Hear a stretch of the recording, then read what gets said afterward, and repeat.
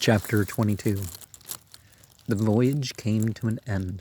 We landed and proceeded to Paris. I soon found that I had overtaxed my strength, and that I must repose before I could continue my journey. My father's care and attentions were indefatigable, but he did not know the origin of my sufferings, and sought erroneous methods to remedy the incurable ill. He wished me to seek amusement in society. I abhorred the face of man. Oh, not abhorred. They were my brethren, my fellow beings, and I felt attracted even to the most repulsive among them, as to creatures of an angelic nature and celestial mechanism, but I felt that I had no right to share their intercourse. I had unchained an enemy among them whose joy it was to shed their blood and to revel in their groans. How they would, each and all, abhor me and hunt me from the world, did they know my unhallowed acts and the crimes which had their source in me. My father yielded at length to my desire to avoid society, and strove by various arguments to banish my despair. Sometimes he thought that I felt deeply the degradation of being obliged to answer a charge of murder, and he endeavored to prove to me the futility of pride. "Alas, my father," said I, "how little do you know me. Human beings, their feelings and passions, would indeed be degraded if such a wretch as I felt pride. Justine, poor unhappy Justine, was innocent as I, and she suffered the same charge. She died for it, and I am the cause of this. I murdered her. William, Justine, and Henry, they all died by my hands." My father had often, during my imprisonment, heard me make the same assertion. When I thus accused myself, he sometimes seemed to desire an explanation, and at others he appeared to consider it as the offspring of delirium, and that during my illness some idea of this kind had presented itself to my imagination, the remembrance of which I preserved in my convalescence. I avoided explanation and maintained a continual silence concerning the wretch I had created. I had a persuasion that I should be supposed mad, and in this itself would forever chain my tongue. But, besides, I could not bring myself to disclose a secret which would fill my hearer with consternation, and make fear and unnatural horror the inmates of his breast. I checked, therefore, my impatient thirst for sympathy, and was silent when I would have given the world to have confided the fatal secret. Yet still words like those which I recorded would burst uncontrollably from me. I could have offered no explanation of them, but their truth in part revealed the burden of my mysterious woe. Upon this occasion my father said with an expression of unbounded wonder, "My dearest Victor, what infatuation is this? My dear son, I entreat you never to make such an assertion again." "I'm not mad," I cried energetically. "The sun and the heavens, who have viewed my operations, can bear witness of my truth. I am the assassin of those most innocent victims. They died by my machinations. 1,000 times would have shed my own blood, drop by drop, to have saved their lives. But I could not, my father. Indeed, I could not sacrifice the whole human race." The conclusion of this speech convinced my father that my ideas were deranged, and he instantly changed the subject of our conversation, and endeavored to alter the course of my thoughts. He wished as much as possible to obliterate the memory of the scenes that had taken place in Ireland, and never alluded to them, or suffered me to speak of my misfortunes.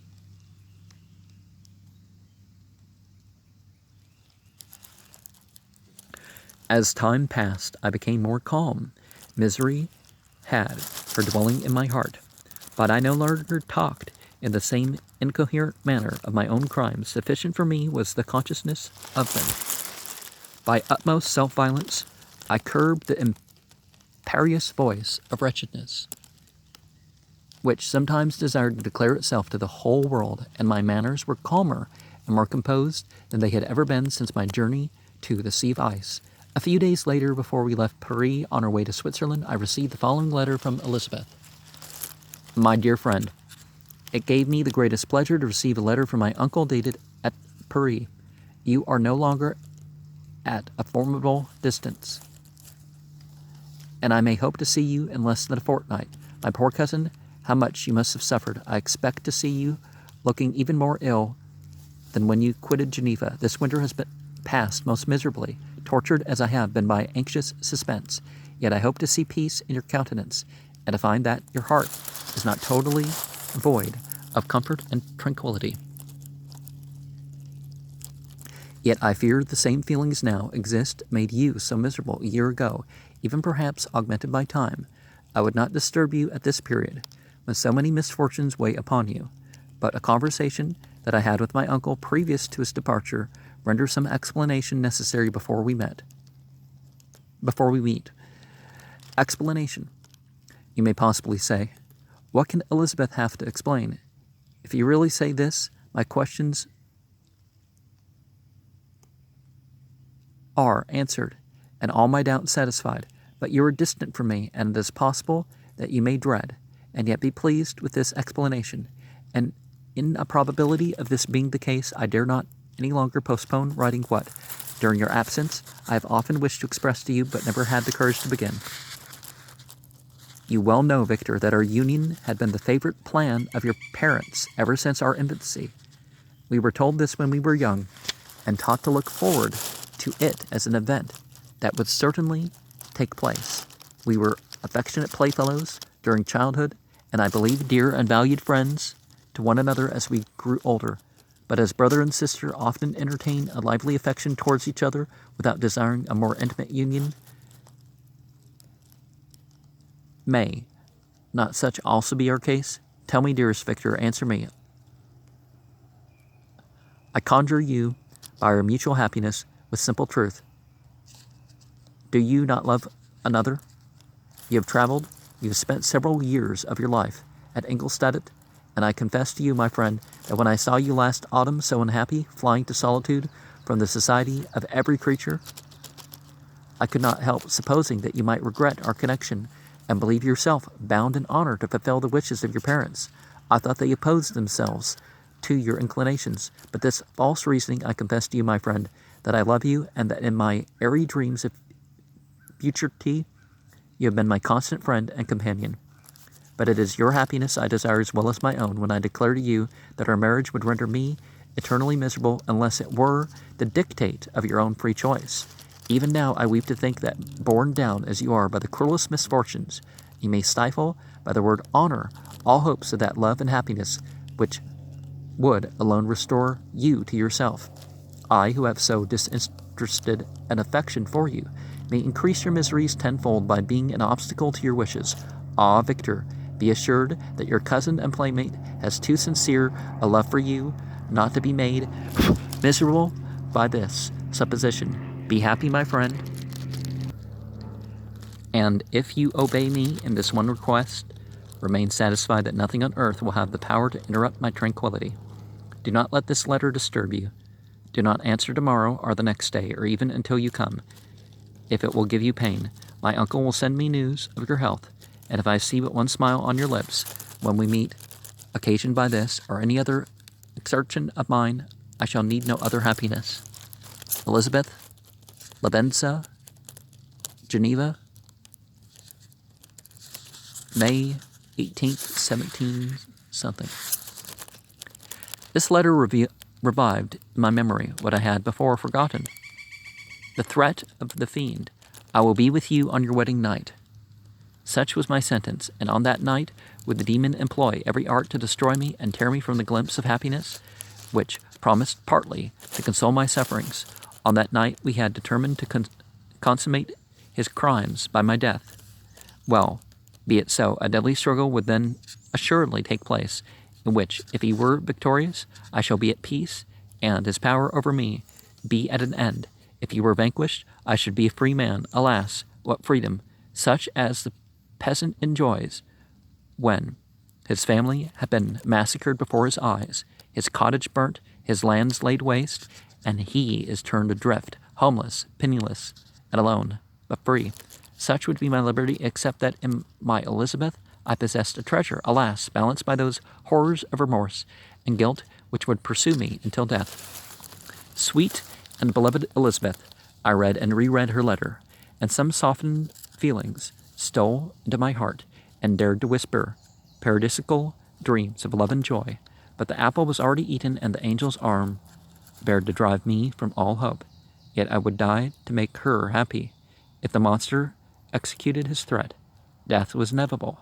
Yet again, I considered whether my marriage would hasten my fate. My destruction might indeed arrive a few months sooner. But if my torturer should suspect that I postponed it, influenced by his menaces, he would surely find another and perhaps more dreadful means of revenge. He had vowed to be with me on my wedding night, yet he did not consider the threat as binding him to peace in the meantime, for as if to show me that he was not yet satisfied, yet satiated with blood. He had murdered Clerval immediately after the enunciation of his threats. I resolved, therefore, that if my immediate union with my cousin would conduce either hers or my father's happiness, my adversary's designs against my life should not retard it a single hour. In this state of mind, I wrote to Elizabeth. My letter was calm and affectionate. I fear, my beloved girl, I said, little happiness remains for us on earth. Yet in all that I may one day enjoy is centered in you. Chase away your idle fears. To you alone do I consecrate my life and my endeavors for contentment. I have one secret, Elizabeth, a dreadful one. When revealed to you, it will chill your frame with horror, and then, far from being surprised at my misery, you will only wonder that I survive what I have endured. I will confide this tale of misery and terror to you the day after our marriage shall take place. For my sweet cousin, there must be perfect confidence between us, but until then, I conjure you, do not mention or allude to it. This I most earnestly entreat, and I know you will comply. In about a week after the arrival of Elizabeth's letter, we returned to Geneva. The sweet girl welcomed me with warm affection, yet tears were in her eyes. As she beheld my emaciated frame and feverish cheeks, I saw a change in her also. She was thinner and had lost much of that heavenly vivacity that had before charmed me. But her gentleness and soft looks of compassion made her a more fit companion for one blasted and miserable as I was. The tranquility which I now enjoyed did not endure. Memory brought madness with it. When I thought of what had passed, a real insanity possessed me. Sometimes I was furious and burnt with rage, sometimes low and despondent. I neither spoke nor looked at anyone, but sat motionless, bewildered by the multitude of miseries that overcame me. Elizabeth alone had the power to draw me from these fits. Her gentle voice would soothe me when transported by passion and inspire me with human feelings when sunk in torpor. She wept with me and for me. When reason returned, she would remonstrate and endeavor to inspire me with resignation. Ah, it is well for the unfortunate to be resigned, but for the guilty there is no peace. The agonies of remorse poison luxury. There is otherwise sometimes found in indulging the excess of grief. Soon after my arrival, my father spoke of my immediate marriage with Elizabeth. I remained silent. Have you then some other attachment? None on earth. I love Elizabeth and look forward to our union with delight. Let this day, therefore, be fixed, and on it I will consecrate myself, in life or death, to the happiness of my cousin. My dear Victor, do not speak thus. Heavy misfortunes have befallen us, but let us only cling closer to what remains and transfer our love for those whom we have lost to those who yet live. Our circle will be small, but bound close by the ties of affection and mutual misfortune. And when time shall have softened your despair, new and dear objects of care will be born to replace those of whom we have been so cruelly deprived. Such were the lessons of my father, but to me the remembrance of the threat returned. Nor can you wonder that, omnipotent as the fiend had been in his deeds of blood, I should almost regard him as invincible, and that when he had pronounced the words, "I shall be with you on your wedding night," I should regard the threatened fate as unavoidable. But death was no evil to me if the loss of Elizabeth were balanced with it, and I therefore, with a contented and even cheerful countenance, agreed with my father that if my cousin would consent, the ceremony should take place in 10 days, and thus put, as I imagined, the seal to my fate. Great God, if for one instant I had thought what might the hellish intention of my fiendish adversary, I would rather have banished myself forever from my native country, and wandered a friendless outcast over the earth, than have consented to this miserable marriage, but as if possessed of magic powers, the monster had blinded me to his real intentions, and when I thought that I had prepared only my own death, I hastened that of a far dearer victim. As the period fixed for our marriage drew nearer, whether from cowardice or a prophetic feeling, I felt my heart sink within me.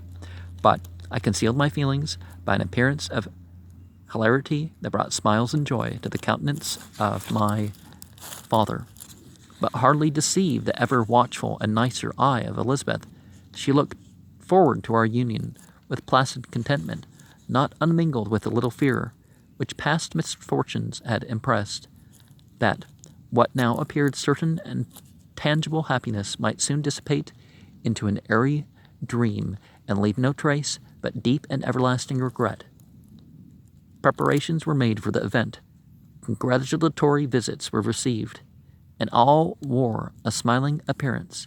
I shut up as well as I could in my own heart the anxiety that prayed there, and entered with seeming earnestness into the plans of my father, although they might only serve as the decorations of my tragedy. Through my father's exertions, a part of the inheritance of Elizabeth had been restored to her by the Austrian government. A small possession on the shores of Como belonged to her. It was agreed that immediately after our union we should proceed to Villa Lavenza and spend our first days of happiness beside the beautiful lake near which it stood. In the meantime, I took every precaution to defend my person in case the fiend should openly attack me. I carried pistols and a dagger constantly about me, and was ever on the watch to prevent artifice, and by these means gained a greater degree of tranquillity. Indeed, as the period approached, the threat appeared more as a delusion, not to be regarded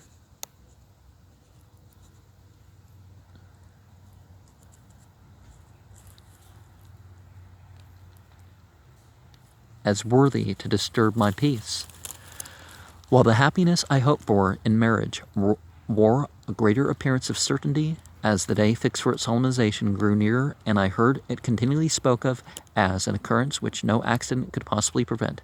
Elizabeth seemed happy. My tranquil demeanor contributed greatly to calm her mind, but on that day was to fulfill my wishes and my destiny. She was melancholy, and a presentiment of evil pervaded her, and perhaps also the thought of the dreadful secret which I had promised to reveal to her on the following day. My father was in the meantime overjoyed, and in the bustle of preparation only recognized in the melancholy of his niece the diffidence of a bride. After the ceremony was performed, a large party assembled at my father's, but it was agreed that Elizabeth and I should commence our journey by water, sleeping that night at Evian, and continuing our voyage on the following day. The day was fair, the wind favorable, all smiled on our nuptial embarkation. Those were the last moments of my life during which I enjoyed the feeling of happiness. We passed rapidly along. The sun was hot, but we were sheltered from its rays by a kind of canopy, while we enjoyed the beauty of the scene. Sometimes on one side of the lake, where we saw Mount Salav, the pleasant banks of Montélimar, and at a distance, surmounting all, the beautiful Mont Blanc, and the assemblage of snowy mountains, in that vain endeavor to emulate her. Sometimes, coasting the opposite banks, we saw the mighty Jura opposing its dark side to the ambition that would quit its native country, and an almost insurmountable barrier to the invader who should wish to enslave it. I took the hand of Elizabeth. You were sorrowful, my love. Ah, if you knew what I have suffered, and what I may yet endure, you would endeavor to let me taste the quiet and freedom from despair that this one day at least permits me to enjoy. Be happy, my dear Victor, replied Elizabeth. There is, I hope, nothing to distress you, and be assured that if a lively joy is not painted in my face, my heart is contented. Something whispers to me not to depend too much on the prospect that is open before us, but I will not listen to such a sinister voice. Observe how fast we move along, and how the clouds, which sometimes obscure and sometimes rise above the dome of Mont Blanc, render the scene of beauty still more interesting. Look also at the innumerable fish that are swimming in the clear waters, where we can distinguish every pebble that lies at the bottom. What a divine day! How happy and serene all nature appears! Thus, Elizabeth endeavored to divert her thoughts and mind from all reflection upon melancholy subjects, but her temper was fluctuating. Joy for a few instants shone in her eyes, but it continually gave place to distraction and reverie. The sun sank lower in the heavens. We passed the river Drance, and observed its path through the chasms of the higher and the glens of the lower hills. The Alps here come closer to the lake, and we approached the amphitheater of the mountains, which forms its eastern boundary. The spire of Evian shone under the woods that surrounded it, and the range of mountain above mountain by which it was overhung. The wind, which hitherto carried us along with amazing rapidity, sank at sunset to a light breeze. The soft air just ruffled the water and caused a pleasant motion among the trees as we approached the shore from which it was wafted. The most delightful scent of flowers and hay. The sun sank beneath the horizon as we landed, and as I touched the shore, I felt those cares and fears revive, which soon were to clasp me and cling to me forever. Well, karma's real, but as far as the moral thing, it's just, well, karma's just cause, effect, what's going on. That's literally what it is. But as far as the moral aspect of things, it's only what you've done. It's not what has reacted, necessarily what has reacted upon what you've done that's going to count against you. And we do need to make the best of what we have left, right? That, it's not the misfortunes or the negativity or whatever. It's that what's left of the goodness that we can take part in, let's not suffer, aka make that judgment that prevents us from enjoying or taking advantage of what benefit we can obtain.